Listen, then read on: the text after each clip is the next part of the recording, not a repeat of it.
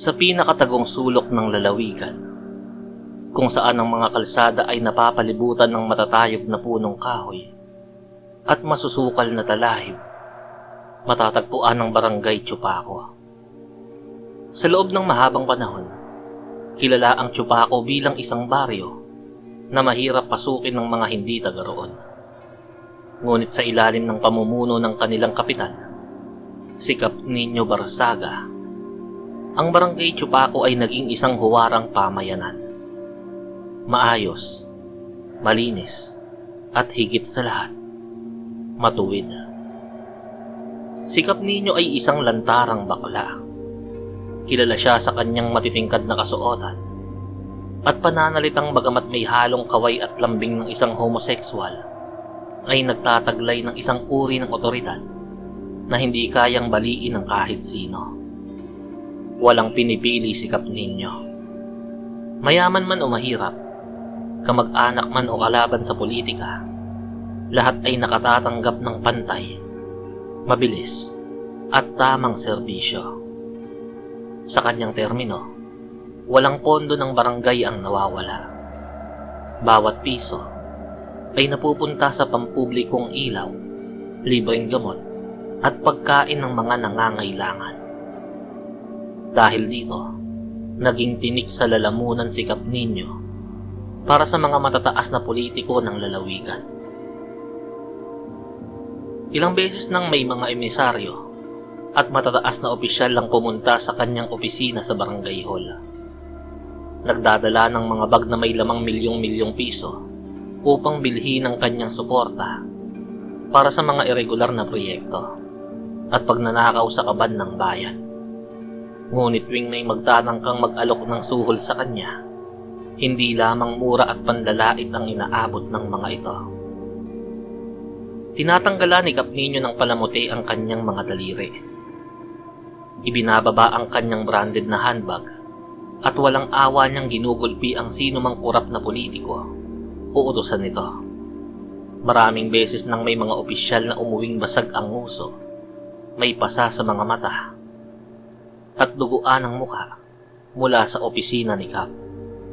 Dahil dito, pinangingilagan na siya ng mga buwaya ng gobyerno. Naging alamat sa lalawigan ng panuntunan na huwag mong subukang bayaran si Kap Nino kung ayaw mong lumabas sa barangay niya na nakatabingi na ang mukha. Ngunit may isang politikong hindi natakot, si Congressman Gabo. Si Congressman Gabo ang pinakamakapangyarihan at pinakamatakaw na politiko sa distrito. Kilala siya sa kanyang maruming paraan ng pagpapatahimik ng mga kalaban. Nais ni Gabo na tayuan ng isang peking infrastructure project ang teritoryo ng Barangay Chupaco. Isang kontratang nagkakahalaga ng 100 milyong piso kung saan mas malaki ang mapupunta sa kanyang sariling bulsa. Isang gabi, pumasok si Congressman Gabo sa barangay hall ng Chupaco kasama ang 4 na armado at malalaking bodyguard. Inilapag niya ang isang suitcase na punong-puno ng pera sa tapat ni Kap Nino. "Ninyo?" Malamig na sabi ni Gabo habang nagpapakapal ng usok mula sa kanyang sigarilyo. "Pirmahan mo lang ang permit para sa proyekto ko. Sa'yo na yan. Huwag kang maging tanga. Hindi ka magiging kapitan habang buhay." Tumingin si Kap Nino sa maleta ng pera. Humithit ng sigarilyo. Ibinuga ang usok noon at dahan-dahang tumayo. Inayos niya ang kanyang makulay na cardigan at tumingin ng diretso sa mga mata ng congressman. "Aba Gabo, akala ko ba matalino ka?" Nakangiping sabi ni Kap Nino sa boses na malambing ngunit may dalang banta.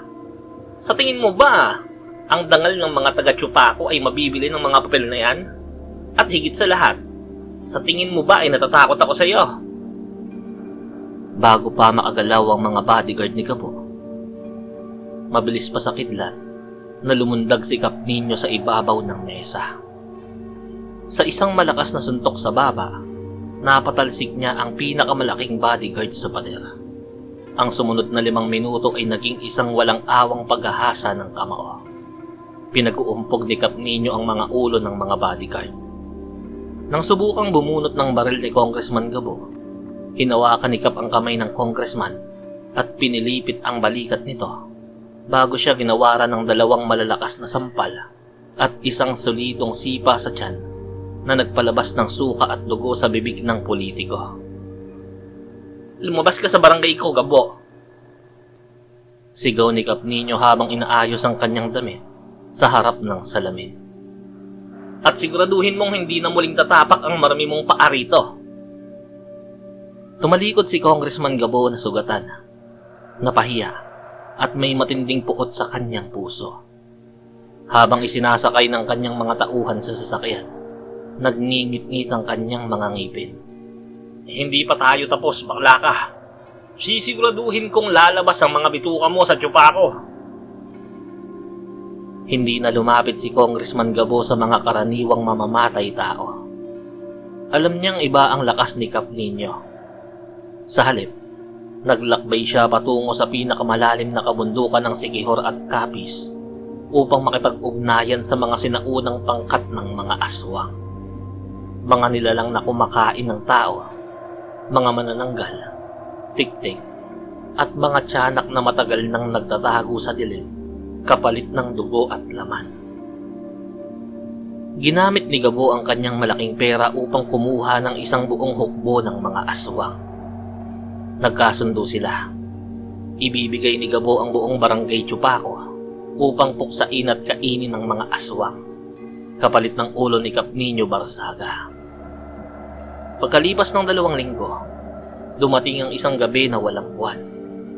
Ang kalangitan sa ibabaw ng barangay Chupaco ay naging kasing itim ng tinta.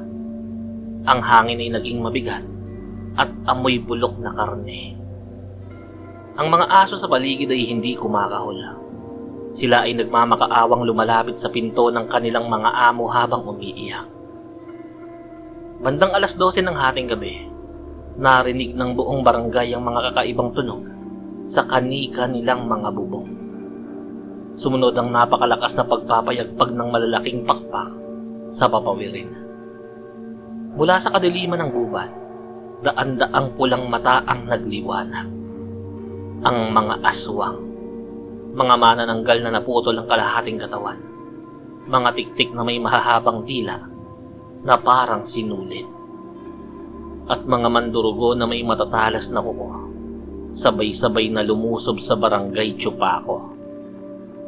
Nagsimula ang sigawan at katatakutan. Ang mga bahay ay pilit na winawasak ng mga halimaw.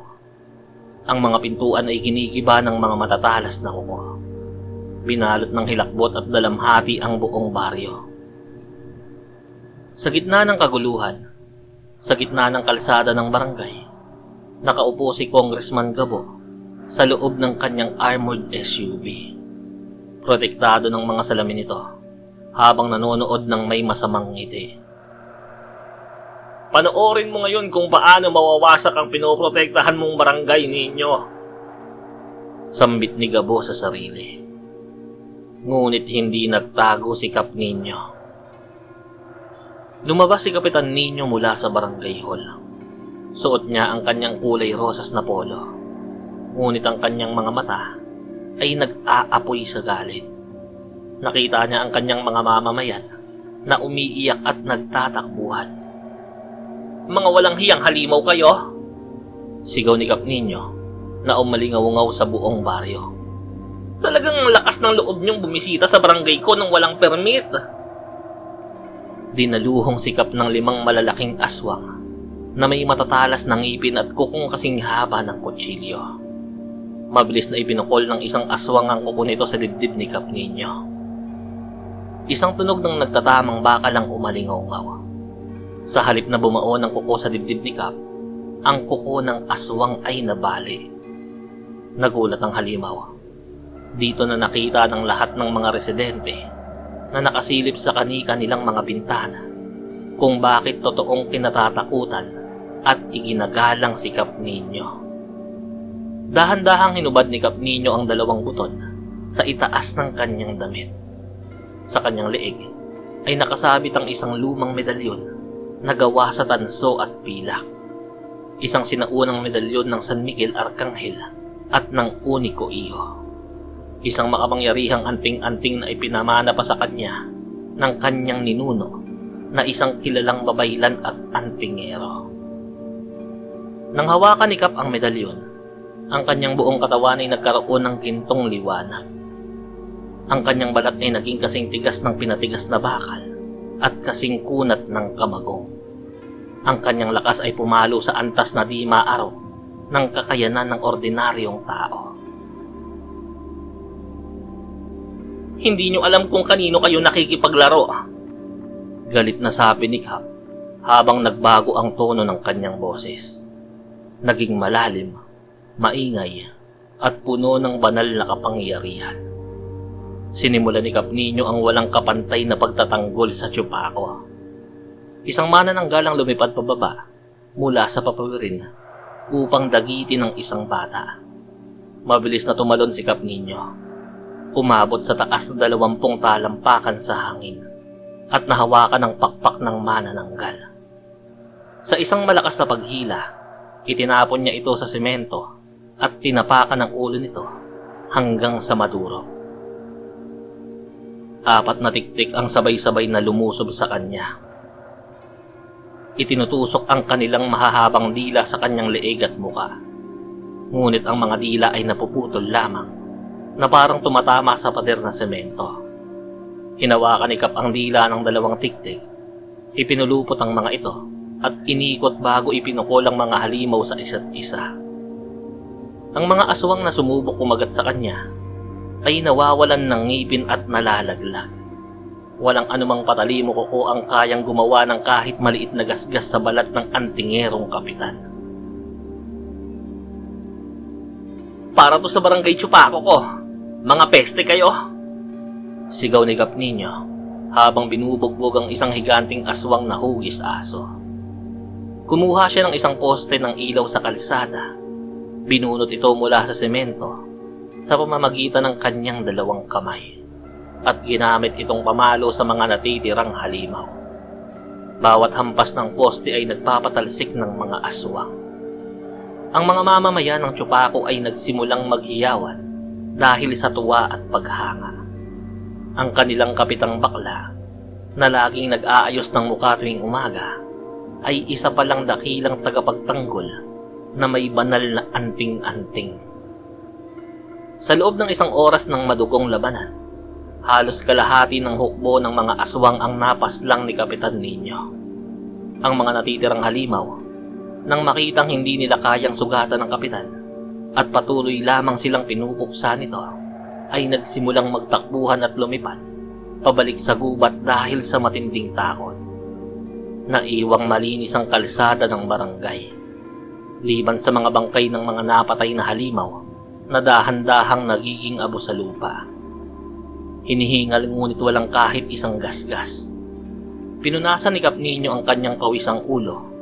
Inilagay niya ulit ang kanyang medalyon sa loob ng kanyang damit at tumingin sa dulo ng kalsada. Doon, nakita pa rin niya ang armored SUV ni Congressman Gabo. Ang congressman ay pilit na pinatatakbo ang makina ng sasakyan. Ngunit sa matinding takot at panginginig ng kanyang mga kamay, hindi niya magawang maipasok ang susi. Dahan-dahang naglakad si Kapitan Nino patungo sa sasakyan ng congressman. Ang bawat takbang niya ay may kasamang bigat na nagpapanginig sa puso ng kurap na politiko. Nang makarating si Kap sa tapat ng sasakyan, tumingin siya sa loob ng salamin. Nakita niya ang namumutla at nagmamakaawang mukha ni Gabo. Iginasa ni Gabo ang pinto upang mag-lock. Ngunit hindi yun balakid para kay Kap Nino. Ibinuka ng kapitan ang kanyang mga kamay. Ibinao ng kanyang mga daliri sa bakal na pinto ng sasakyan na parang pumunit lamang ng papel. At sa isang napakalakas na paghila, tuluyang winasak at tinanggal ang buong pinto ng armored car. Kinaladkad ni Kapitan Nino si Congressman Gabo palabas ng sasakyan at itinapon ito sa gitna ng kalsada. sa tapat ng maraming residente ng Barangay Chupaco na ngayon ay nakalabas na sa kani-kanilang mga bahay. Ninyo, maawa ka. Bibigyan kita ng pera. Kahit magkano. Gagawin kitang alkalde. Kung gusto mo, gobernador. Pagmamakaawa ni Gabo habang gumagapang sa lupa. Umiiyak at naihina sa kanyang pantalon dahil sa matinding takot. Tumingin si Kapitan Nino sa korap na politiko nang may matinding puot at paghamak. Hindi nabibili ang Chupaco, Gabo. At higit sa lahat, hindi ko pinapatawad ang sino mang nagpapapasok ng masama sa aking barangay at naglalagay sa panganib sa aking mga nasasakupan. Malamig na pahayag ni Kap. Kumuha si Kap Nino ng isang matulis na bahagi ng nabaling poste ng bakal na ginamit niya laban sa mga aswang kanina. Lumapit siya kay Congressman Gabo. Nagmakaawa at sumigaw ang politiko, ngunit walang habag na isinaksak ni Kapitan Nino ang bakal sa gitna ng dibdib ng maruming congressman. Nawalan ng hininga si Congressman Gabo. Ang kanyang masamang buhay ay nagwakas na sa mismong kalsada ng Barangay Chupaco na pilit niyang winawasak. Nang matapos ang labanan, ang buong Barangay Chupaco ay napuno ng palakpakan at hiyawan. Ang lahat ng residente, mga matatanda, kadalagahan at kabinataan, at mga bata ay lumapit at yumakap sa kanilang kapitan. Hinayos ni Kapitan Nino ang kanyang damit, kumuha ng lipstick mula sa kanyang bulsa at naglagay ng kaunti sa kanyang labi bago humarap sa kanyang mga mamamayan. O paano? Nakangiting sabi ni Kap. Maglinis na tayo ng kalsada, ha? Bukas na bukas din. Tuloy ang pamimigay natin ng relief goods at libreng pa-check up sa barangay hall. Okay ba tayo dyan? Mula ng gabing yon, lalong tumatag ang pangalan ng Barangay Chupaco. Walang sino mang korap na politiko, masamang elemento, o kahit anong uri ng aswang ang nangahas na lumapit o gumawa ng masama sa kanilang teritoryo. Sapagkat alam ng buong lalawigan na sa Chupaco may isang matuwid, matapang at walang katulad na kapitan.